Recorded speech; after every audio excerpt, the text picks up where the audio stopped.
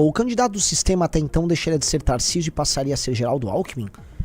Grande insight, tá? Alckmin, se você for pegar e juntar nesse instante BTG Pactual, todos os grandes empresários e membros do Centrão, vamos combinar que o Alckmin tá pintando como super-herói deles? Se o Brasil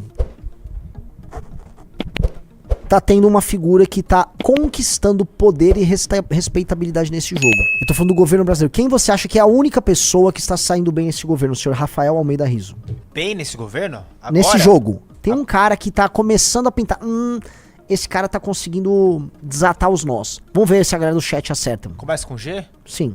Termina com Min? Sim. Geraldão. É o Geraldo Alckmin. O Geraldo Alckmin, ele tá atuando tanto na área comercial quanto na área política, tá? Ele tá sendo uma espécie de adulto na sala, ele que andou com o Lutnick, né? A outra coisa, eu falei com um grande jornalista, né? Esse jornalista costuma assistir a live, então se ele estiver aqui, me manda uma mensagem e fala, não, eu autorizo que você fale. Apenas se ele autorizar, tá? Mas eu conversei com um grande jornalista e ele estava comentando o seguinte, tá? Olha, o Alckmin, olha só que interessante, boa parte das empresas que foram beneficiadas pela alíquota especial no tarifaço, alíquota abaixo, né? Não ter tarifa, são empresas que fazem parte ou têm um determinado lobby junto ao Geraldo Alckmin. Sim. E muitas empresas de São Paulo. Então, curioso, tem algumas coincidências que batem nisso, né? E outras... E também são empresas que são indústrias, em grande medida. Sim. E Geraldo Alckmin, além de vice-presidente, é o ministro da indústria. Da industrialização. Muito belo. Esse é o riso esperto que a gente tem aqui na live. Quando o riso tá ligeiro, é isso, ó. Trouxe um ótimo raciocínio aqui. Aí onde eu vou chegar aqui, tá? Que eu acho que é legal. O Geraldo Alckmin, portanto, ele vem ganhando força. E ele é o proponente de um projeto de lei que viria do governo Lula para o Congresso para resolver a questão com as Big Tech. Para talvez tirar o torniquete sobre o STF. O que pinta seu acordo? O governo Lula entra com um projeto de lei regulando a questão das redes sociais. O STF, né, para não fingir que perdeu, fala, ué, nós mesmos sabíamos disso, a gente estava apenas tratando as coisas nos termos que nós tínhamos ali, né? Agora o Congresso regulamentou e tá tudo certo. Aí o governo Trump e as Big Techs lobby vence. Para o STF, julgar e prender o Bolsonaro se torna uma questão de honra. E o Geraldo Alckmin eventualmente sai com um acordo que beneficie diretamente, que salve aí e que, né, não mate o Brasil em termos comerciais. Eu acho que esse é o desenho que eles estão querendo pintar, mas tem muitas variáveis.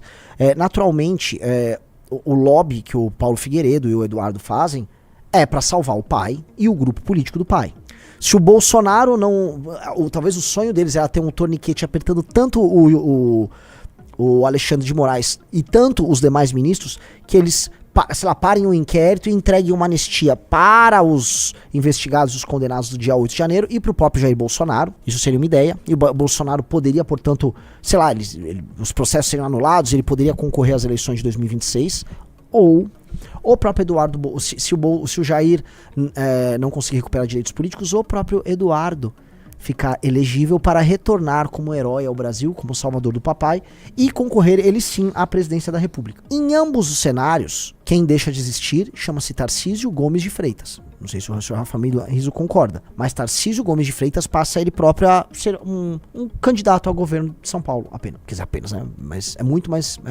o sonho presidencial do Tarcísio morre. Isso é um downgrade nele. Não, é um puta de um downgrade. E o que nos diz muito sobre isso? O Rizzo pode dar um Google aí. Tarcísio não vai participar da manifestação que haverá pró-Bolsonaro este final de semana. Ele alegou alguma coisa na agenda. Ó, Tarcísio, pode botar na tela. Tarcísio não deve ir a ato bolsonarista na Paulista. Saiba o motivo.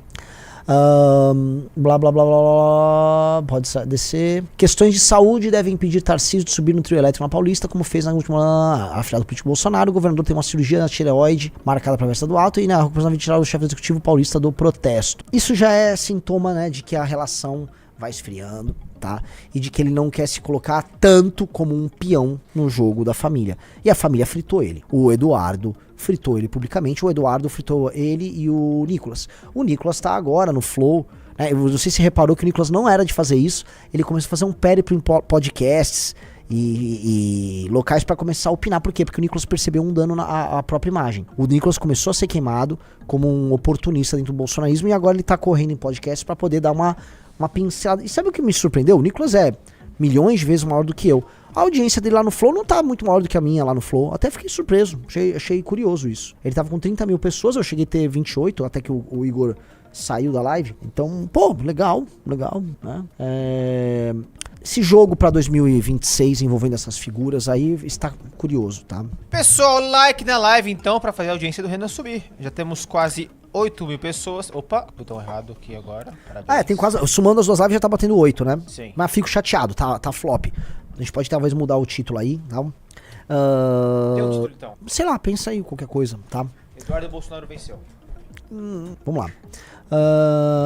O Vitor Magno falou: o candidato do sistema até então deixaria de ser Tarcísio e passaria a ser Geraldo Alckmin? Grande insight, tá? Alckmin, se você for pegar e juntar nesse instante BTG Pactual, todos os grandes empresários e membros do Centrão, vamos combinar que o Alckmin tá pintando como o super-herói deles? Se o Alckmin conseguir, nesse prazo, fazer um acordo que o capitalismo brasileiro sobreviva, que permita a sobrevivência do capitalismo brasileiro, e do ponto de vista político ele salva ali o STF com algum tipo de acordo envolvendo o atendimento aos interesses das Big Techs, meio que pro Centrão, pro STF e pro capitalismo brasileiro, o Alckmin é o cara. Mas, ok, faz sentido tudo isso, mas ele já não foi esse cara em 2018? Mas ele nunca atendeu os interesses dos caras. O ponto é o seguinte, o Tarcísio ficou numa posição muito frágil nesse jogo. O Tarcísio era esse cara. O Tarcísio era o cara pro sistema. Porque veja só, quais eram os elementos da campanha do Tarcísio? STF, ele tinha o beneplácito do Xandão, capitalismo brasileiro e Centrão. E um elemento caótico, que é o apoio do Bolsonaro. Isso garantiria a vitória do Tarcísio e as coisas estavam sendo construídas pro Tarcísio ganhar a eleição com esse tema, tá? Quem conseguiu atender o interesse desses caras até agora? E pode ser que atenda total. Geraldo Alckmin. O capitalismo brasileiro tá feliz com ele e o Centrão está feliz com ele. Aliás, ele é um cara que o Centrão sempre gostou. O lance, se ele consegue vencer e ter o beneplácito do STF, ele tá resolvido. Aí ele tem um elemento caótico dele. Qual é o elemento caótico dele? O fato dele ser vice do Lula. O PT deixaria o Geraldo Alckmin ser candidato? O PT nunca adotou essa postura. Agora, o Alckmin se qualifica como candidato fazendo isso. E o PT definitivamente não tem candidato.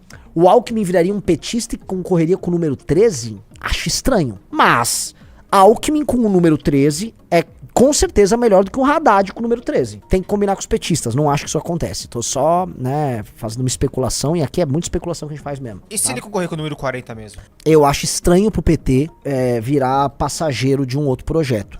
Mas, com certeza, se o Alckmin sai como o homem a resolver isso, para as elites políticas e econômicas brasileiras, haveria uma pressão pro PT em fazer um acordo, olha, vão se anéis, ficam seus dedos.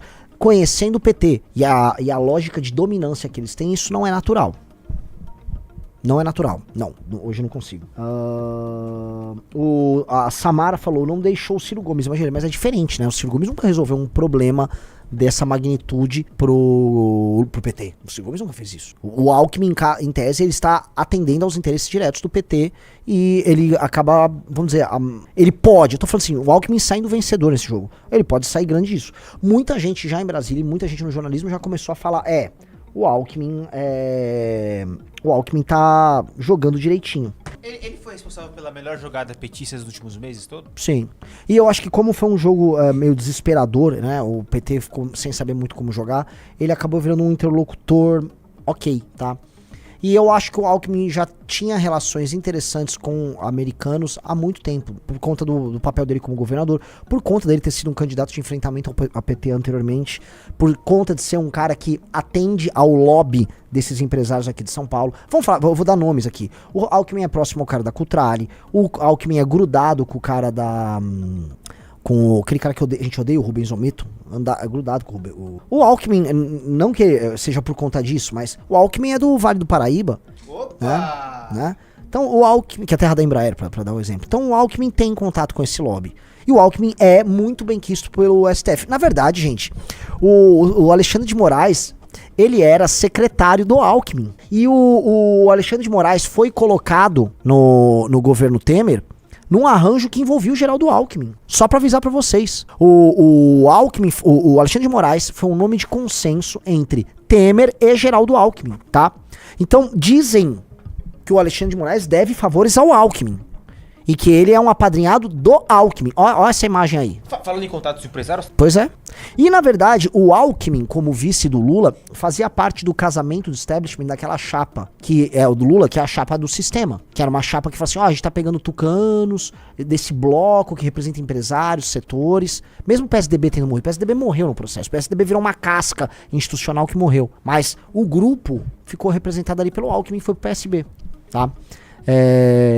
Então o Alexandre de Moraes e o Alckmin tem uma relação muito próxima. E talvez boa parte desse jogo que ninguém tá vendo tá aí. Olha só que interessante.